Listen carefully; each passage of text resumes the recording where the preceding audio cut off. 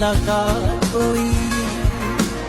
ਹੁਣ ਨਾ ਮੈਨੂੰ ਧੁੱਪ ਲੱਗਦੀ ਨਾ ਠੰਡ ਲੱਗਦੀ, ਇਹ ਹਨੇਰਾ ਕਦੇ ਵੀ ਮੈਨੂੰ ਡਰਾਵੇ ਨਾ। ਹੋ ਨਾ ਹੋਏ ਪਿਆਰ ਤੇਰੇ ਦਾ ਅਸਰ ਹੈ, ਹੁਣ ਜੋ ਮੈਨੂੰ ਨੀਂਦ ਰਾਤ ਨੂੰ ਆਵੇ ਨਾ।